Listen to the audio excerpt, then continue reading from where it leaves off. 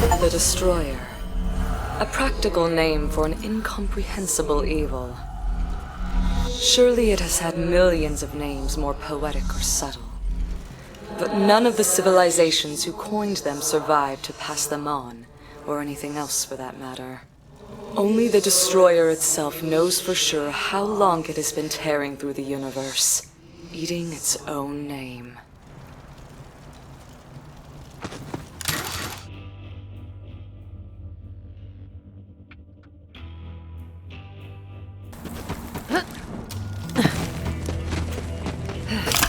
I do not know how the Eridians became aware of the Destroyer.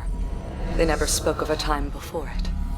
But I suspect that they went searching for it, or something like it. And for their curiosity, they were rewarded with doom.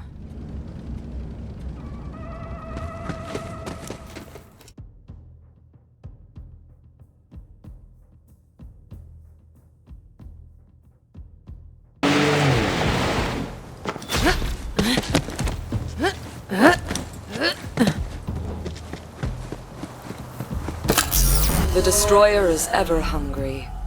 Perhaps that is obvious when regarding a horror that gnaws on the edges of galaxies.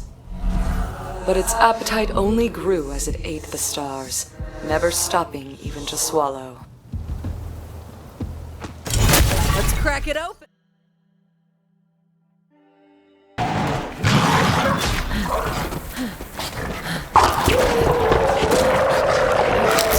The creation of Pandora took the minds of generations to assemble. It was an impossible task, the scope unthinkable, the cost of failure too great. Still, they worked diligently, even as stars in the sky above them began to appear.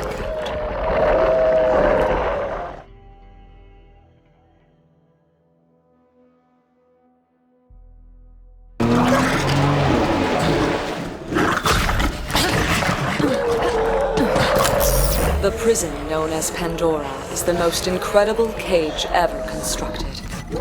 An unbreakable lock meant to hold an unceasing evil for all eternity. Even for the Eridians, whose reach could pluck stars from across the void. It was the work of centuries.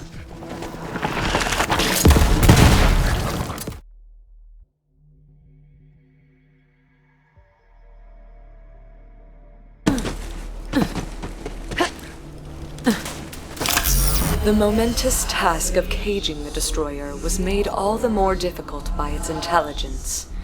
It understands the beings it consumes and the cultures it dissolves. To trick such a being required a great sacrifice, a lure. Millions of lives that entered Pandora ahead of its captive, tempting it further inward. I can only hope they were already dead when I closed the gate behind it.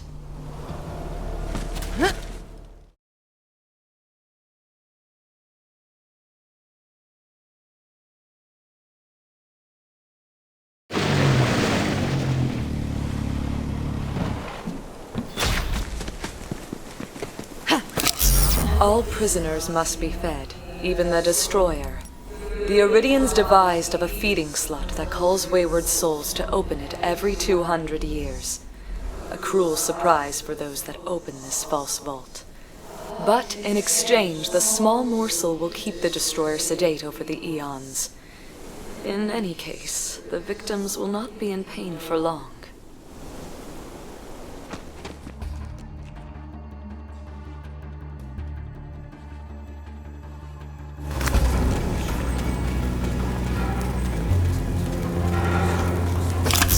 Pandora's upper mantle is made of solid iridium. It is this shell that now holds the Destroyer tightly in its bonds. The pressures and energies at work beneath the surface of the planet are titanic in scale. If the cycle is disrupted in any way, it is entirely possible that the iridium will force its way to the surface. I fear such a thing might attract the wrong kind of attention.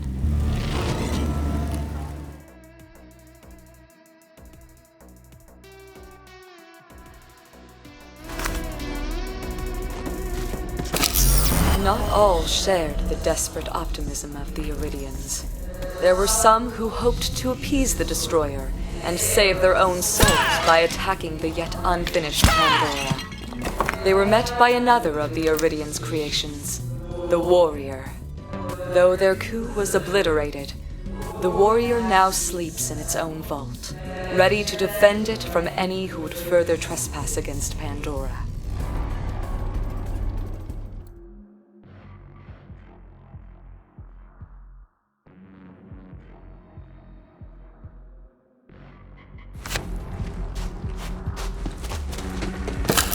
The Eridians knew of the flaw in their design. The cost of putting the destroyer in its chains meant that there was no one left to throw away the key.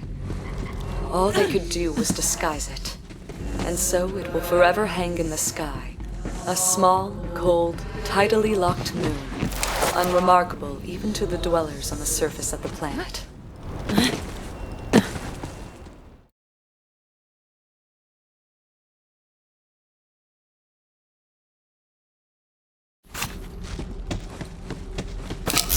What is the destroyer? It is a mouth with endless appetite. It is hate that never cools. It is the long shadow cast by our universe against the moldering sun of time. It will never truly be contained. Merely made to wait until its chains slip, or are slipped for it.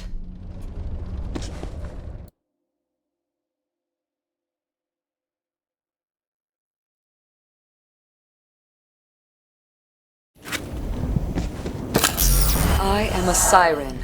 Like the destroyer, my kind has been called by many names. Oracle, angel, witch. Rarely are the names used kindly. I used to hate the ones who feared us, believing them ignorant. I think now, after what I have done, I better understand.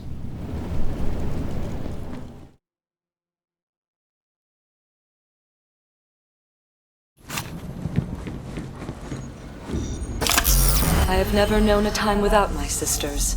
Even when one passes and a new siren receives her markings, she always finds her way to the sisterhood.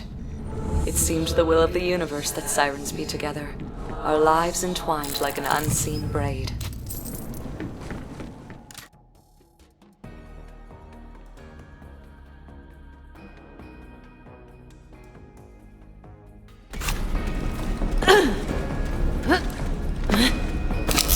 Sirens have been hunted for as long as they have existed.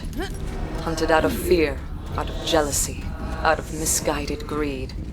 The sisterhood was our way of passing down the craft of staying hidden, and staying alive when hiding was no longer an option.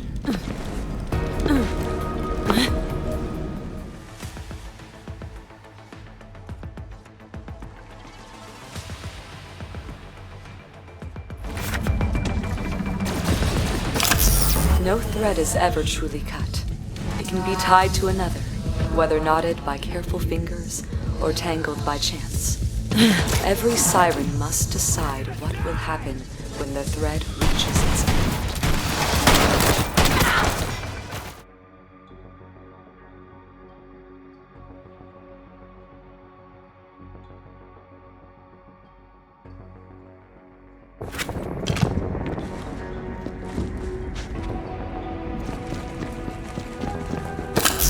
To inherit a siren's gift is also to inherit her curse. This is the choice of the siren presented with death. Pass on the gift and burden someone worthy, or release it and burden an unknown soul who has no idea that the entire universe is about to want them dead.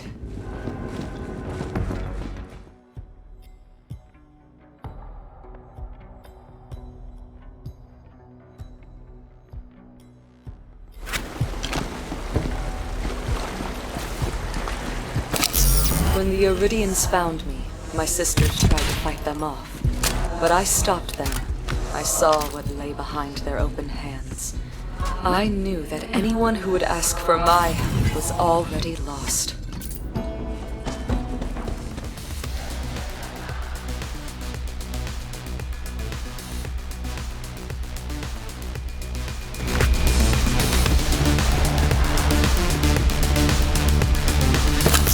As the Siren Sisterhood, we were the keepers of many answers.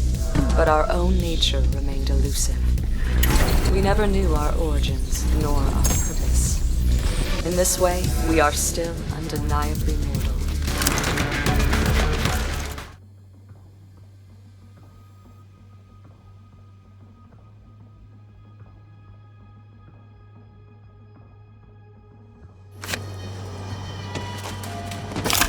I do not believe the Eridians intended the Guardians to be their heirs.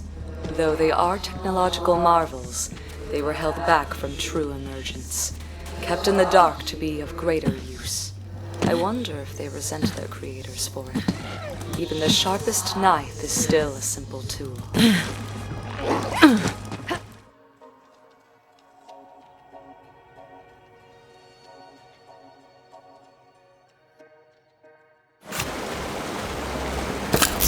The Eridians left their mark on countless worlds, but few of their creations are as uncanny as the Guardians. They are quasi-life, a half-truth, driven by instructions they only partially understand. They are hardly the ideal custodians one would choose to guard the leashed terrors of the universe. But in their resolute imperfection, they at least mirror their creators.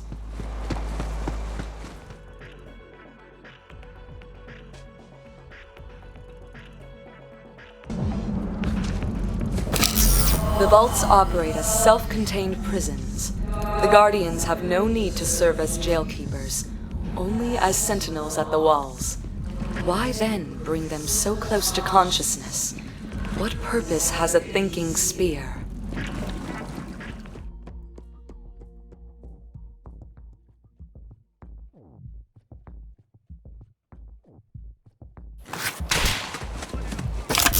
What will happen, I wonder, when all the vaults are empty and all the terrors dead? Will the Guardians still stand their vigil? Will they find a greater purpose? And what is stopping them from finding it now?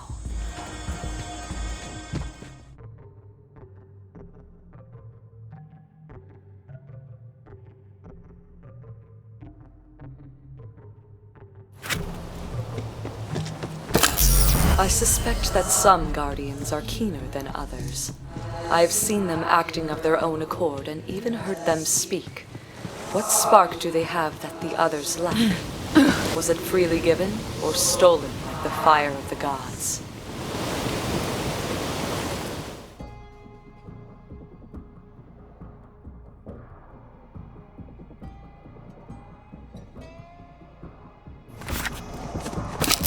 Since the Guardians are not bound to individual bodies, it is nearly impossible to know how many the Eridians might have made. An uncountable army, hidden below the surfaces of 100 worlds. We are fortunate that they rarely stray far from their wards.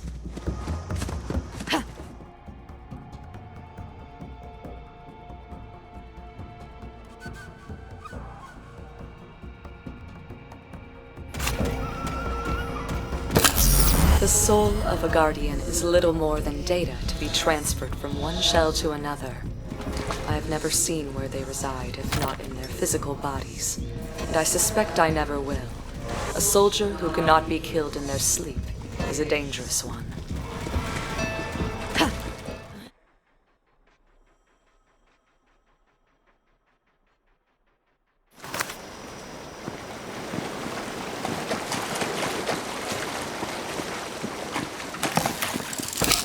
I have seen Guardians change their own bodies, lengthening their blades or strengthening their armor as they require.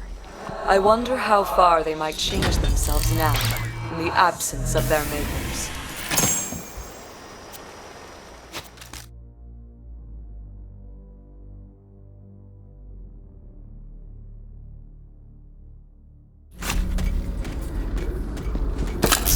The Eridians were neither gods nor demons.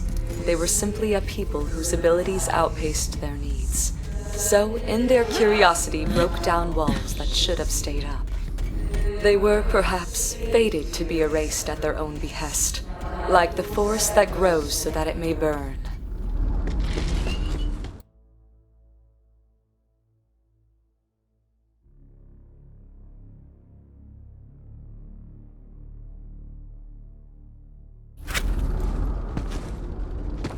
Iron Cub's out of juice!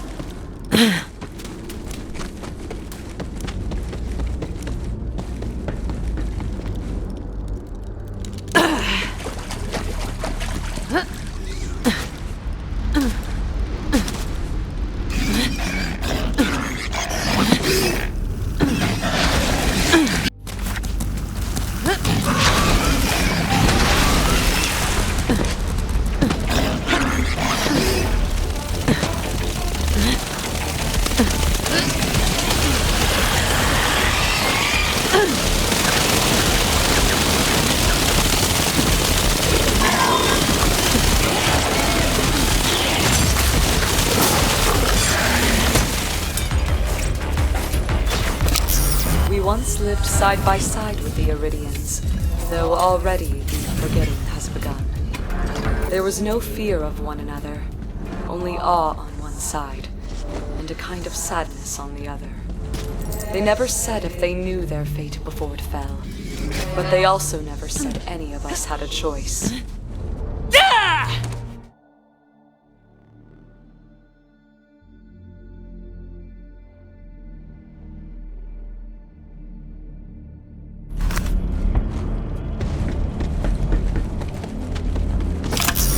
I may be the last to ever learn the Eridian language from one of their own. I have so many questions I should have asked them while I had the chance. Like why the Eridian term for homeworld also means first landing.